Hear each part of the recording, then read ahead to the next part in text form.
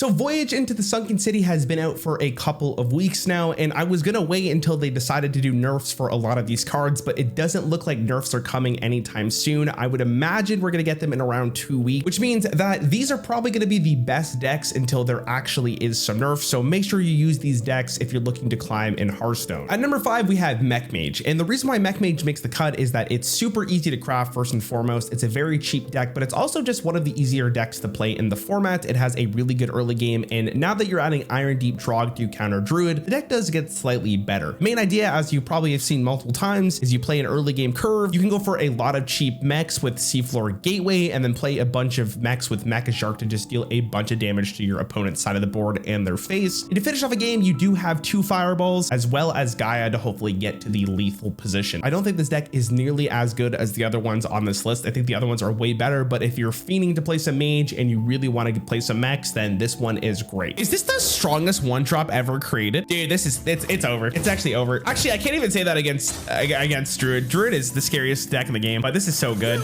Wow, really? That's so slow. I mean, we have so much damage, right? They have to be able to kill a bunch here with this 4/4. I guess he conceded because this is so strong. All right, so it turns out Mech Mage, when you get the good opener, is disgustingly strong. Okay.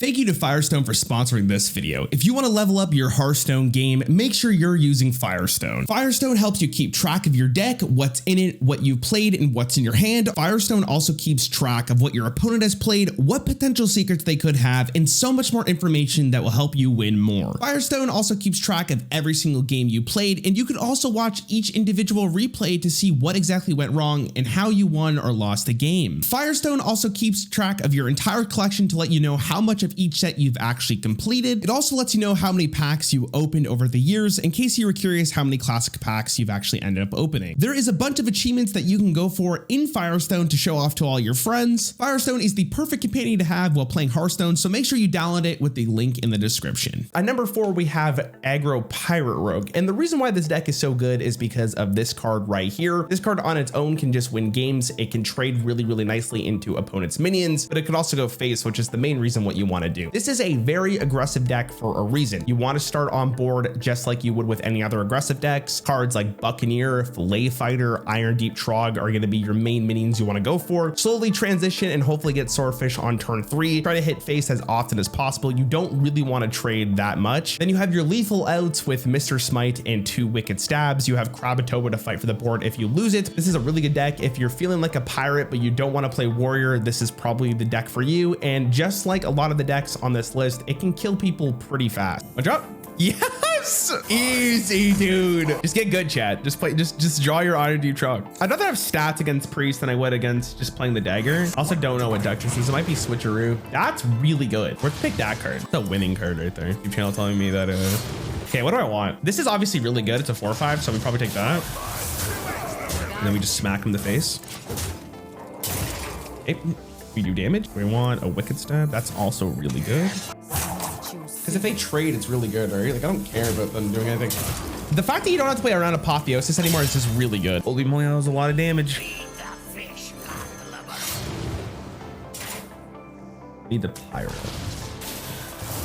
5 damage, man. Like 5 damage. Like I'm a bit sad about that, but I think it's still fine. This is gonna do 15 damage over 3 turns. That's disgusting.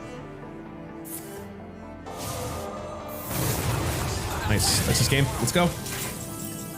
I don't think there was a way for them to live there, right? At number 3, we have Pirate Warrior. And I know a lot of people are sick and tired of playing against this deck, but it is really good. And the benefit of playing Pirate Warrior is that it's a super easy deck to pick up. Just like every game you see with Pirate Warrior, you play the quest line, you play a bunch of pirates, you get to the point where you can actually play Rakara, and then you win the game from there. It turns out having Mr. Smite in your deck, the ability to generate it from Nelly, and of course, getting it off Rakara and the Juggernaut means that you're in a really good spot to win games out of nowhere. The deck is very consistent throughout its game plan. You have a really good early game, you have a good mid game, you have a good late game. What is there not to love? Everyone loves pirates, am I right? I would probably give this expansion like a 6 out of 10. It's not for me though, man. Like, there's some fun decks in here, but man, sometimes you just lose games. You're like, dude, what am I doing? But I love the board.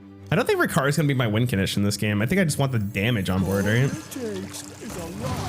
Shiver there. Ooh, Mr. Smite is actually so good because it's 6 damage out of nowhere. I have to kill something, and then I Mr. Smite for 6 damage. We might just win the game here, unless I die.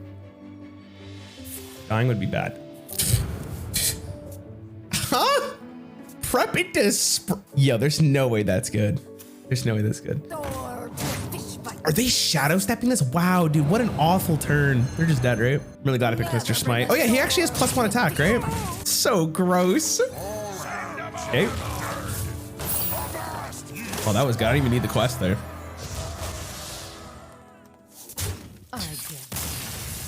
Okay, we're done. At number 2, we have Ramp Druid, and I'm sure if you've gone against Ramp Druid, you know what the game plan is. You want to ramp in the early game using cards like Wild Growth and Nourish and Wild Heart Gov, and then transition into an absolute insane late game where you draw cards and you make big taunts. You play a bunch of 0 mana 8/8s with Naga Giants. You play Raybrox and Ixia to just kill your opponent's things. And of course, the insane armor gain like Earthen Scales. You have Ibis when you get to 20 mana can be insane. An Oracle of Elune with 0 mana Naga Giants or Ibis is just game winning on its own. And if that doesn't work, you still have Kazakhstan to just win a game. This deck is nuts. You're looking for arguably the best deck in the game. This is probably the one that you should use. And as you probably know, this deck can be disgusting. Your matches on Druid is disgusting. Might be too slow now, but it should be okay. I obviously went for a little bit more of a tempo based start, but the fact I got the Wild Growth here is really nice because I get to follow it up with this, and then I have 2 3/1s on board. The 3/1s are better than the 1/3, almost guaranteed here. For it not to be good here. I don't even know what's happening. This is like the weirdest way I've played this deck like so far. It's not lethal over 2 turns, but it's a lot of damage. What is going on? I'm gonna replay it. I might as well. There's no reason not to. Ooh. Oh my god, it's so gross. Oh! Disgusting. Wow. Was that the best draw on my deck by a mile? Okay. Just don't have Uranix, and then we're chilling, all right? It's not like your Guff portrait is a visual bug, but I think for the moment, I have a real goal. This is actually lethal if they don't hero power, right? And they don't kill anything. Oh, what?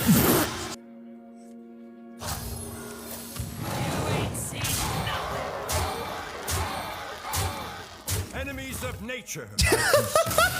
At number 1, we have Aggro Demon Hunter. This reminds me a lot of Ashes of Outlands, where Demon Hunter was just disgusting, and it feels like it's the same game pattern where they just want to hit your face as fast as possible, and this deck can win games on turn 4. Because of the amount of damage that Demon Hunter can get out from cards like Battle Fiend and Vicious Slither Spear, it leads to a position where your opponent has to make really awkward turns just to stay alive, and you just kind of win the game from there. This deck just is the perfect answer to what Druid is doing. If you're looking to climb and you're looking to get under every single deck I mentioned before this is the deck that you should be using. I gotta kill this. I'm wondering which one's better. This is slightly better, but this is also just starts stacking up right now, right? Like it's so awkward unless they have like a way to kill this. I'm just gonna start stacking so hard. Yeah, it's so awkward for them. Like it's actually so rough. Oh my god.